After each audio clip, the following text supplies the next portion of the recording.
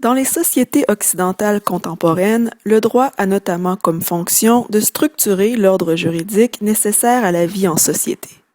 Le droit canadien et québécois est construit sur ce modèle. Le dictionnaire de la culture juridique définit l'ordre juridique comme un ensemble structuré en système de tous les éléments entrant dans la constitution d'un droit régissant l'exercice et le fonctionnement d'une communauté humaine. La raison fondamentale de cet ordre juridique, organisé et spécifique à une communauté, est donc d'être normatif, soit de contraindre le comportement humain. En effet, la normativité juridique, c'est-à-dire la fonction contraignante du droit, est au cœur de l'idée d'ordre juridique, particulièrement l'ordre juridique positiviste. Ainsi, dans le système canadien et québécois, l'État est l'organe d'où émergent toutes les sources du droit, alors que la loi constitue l'État. Les sources formelles sont la matière première du droit, ce qui engendre, produit le droit. Et elles sont organisées suivant une hiérarchie qui a été développée notamment par Hans Kelsen.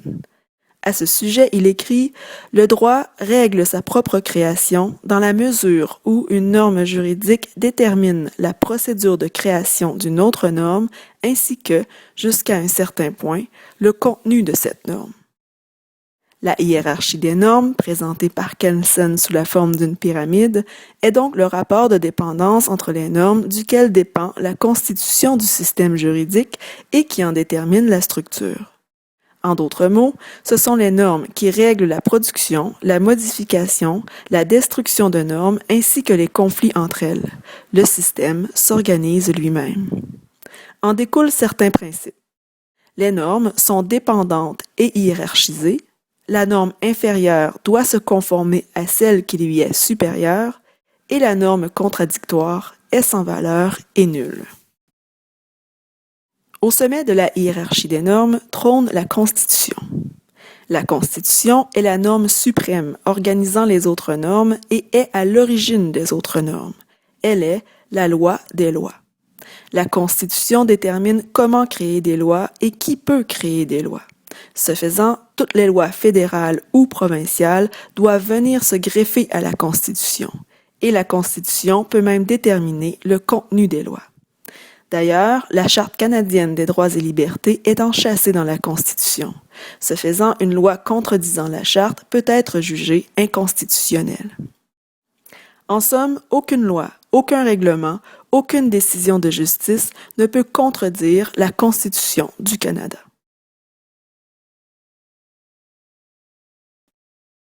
Suivant la Constitution dans la hiérarchie, nous retrouvons les lois et règlements.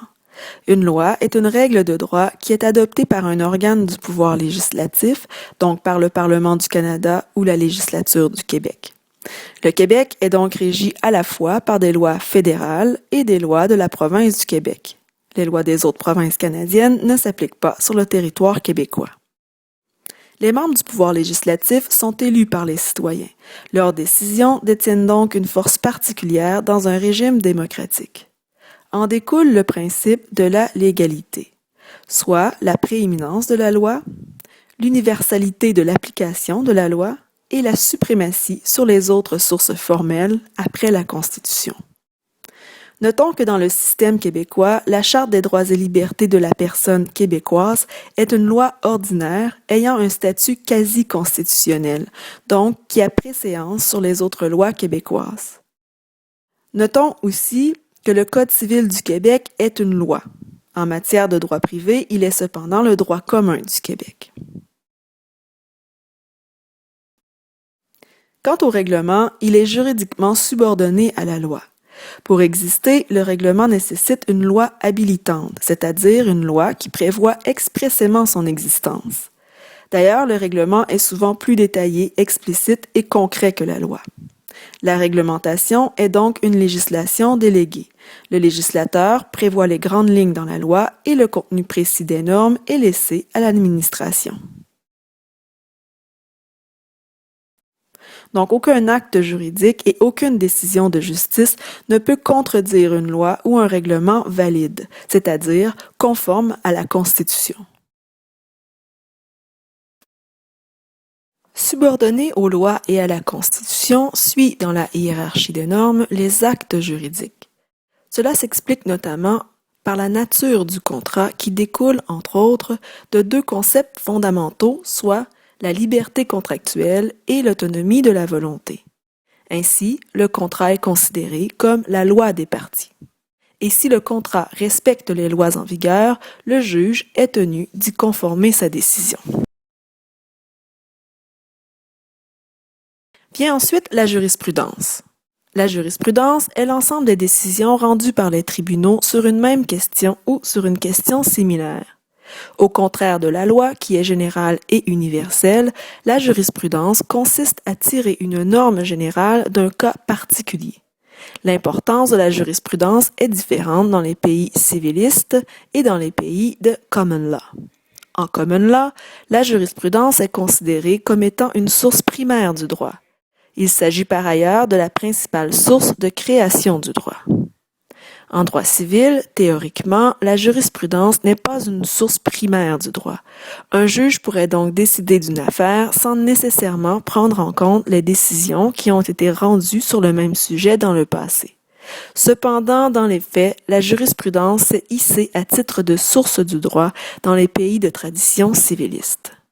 Et il demeure que la règle du précédent est au cœur de l'efficacité de la jurisprudence dans le système canadien tout autant que dans le système québécois, que ce soit pour les matières relevant du droit civil ou de la common law. La dernière source formelle de la pyramide des normes est la coutume. Les coutumes sont des règles basées sur un usage ancien et répété qui sont communément acceptées. La coutume s'élabore donc avec le temps, se développe dans un lieu particulier et s'élabore à travers la pratique. La coutume se définit donc par deux caractéristiques principales, soit un élément matériel, une pratique sociale réitérée, et un élément psychologique, la croyance de nécessité. À titre d'exemple, les juges peuvent notamment tenir compte de la coutume dans l'interprétation des contrats. Enfin, la doctrine, qui s'entend de l'ensemble des opinions que professent des auteurs sur un sujet particulier du droit, n'est pas une source formelle du droit. Elle est plutôt une source dérivée du droit. La doctrine est une source d'influence. Elle ne crée pas à proprement parler le droit, mais théorise le droit.